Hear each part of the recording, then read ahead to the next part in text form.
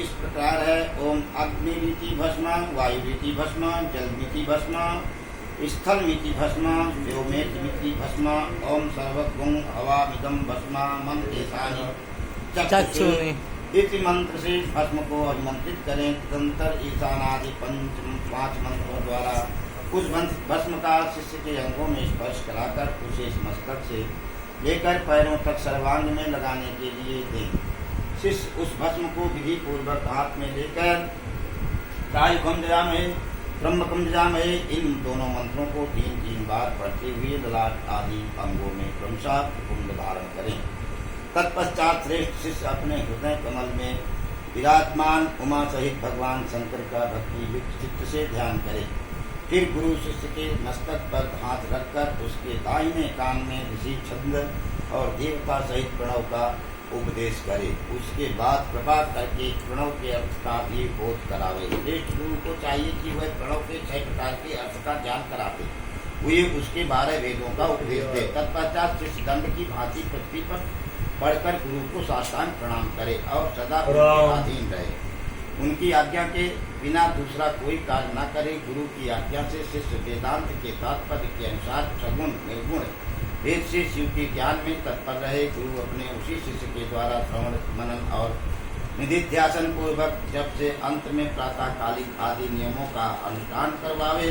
कैलाश प्रस्तर नामक मंडल में शिव के द्वारा प्रतिपादित मार्ग के अनुसार शिष्य वहीं रहकर शिव पूजन करे। यदि गुरु के आदेश के अनुसार वह प्रतिदिन वहीं रहकर मंगलमय देवता शिव की पूजा करने में असमर्थ हो तो उनसे अर्घा सहित स्फटिकमय शिवलिंग ग्रहण कर ले और कहीं भी रहकर नित्य उसका पूजन किया करे। वह गुरु के निकट शपथ खाते हुए इस तरह प्रतिज्ञा करे, मेरे प्राण चले जाए ये अच्छा है, मेरा सिर काट लिया जाए यह भी अच्छा है, परंतु मैं भगवान त्रिलोचन की पूजा किए बिना कदापि भोजन नहीं कर सकता। ऐसा कहकर सुदृढ़ चित्त वाला शिष्य मन में शिव की भक्ति लिए गुरु के निकट 3 बार शपथ खाए और तभी से मन में उत्साह रखकर उत्तम भक्ति भाव से पंचावर्ण पूजन की पद्धति के अनुसार प्रतिदिन महादेव जी की पूजा करे।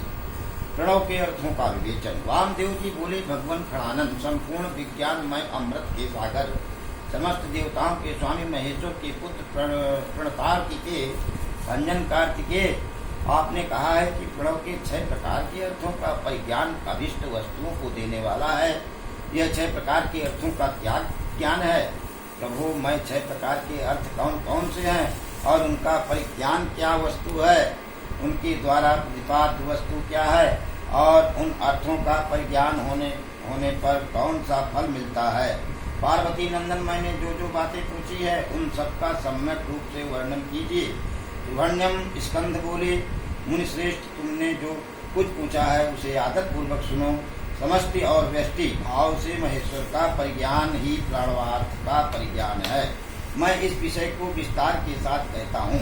उत्तम व्रत का पालन करने वाले मुनीश्वर मेरे इस प्रवचन से उन 6 प्रकार के अर्थों की एकता का भी बोध होगा।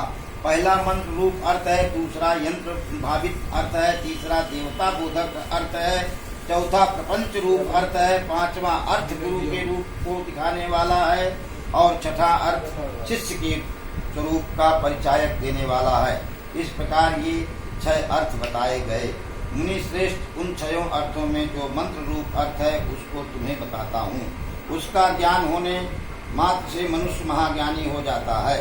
प्रणव में वेदों में 5 अक्षर बताए हैं। पहला आदि स्वर आ, दूसरा 5वां स्वर उ, तीसरा 5वां वर्ग का अंतिम अक्षर मा, उसके बाद चौथा अक्षर बिंदु और 5वां अक्षर नाद। इसके सिवा दूसरे वर्ण नहीं है।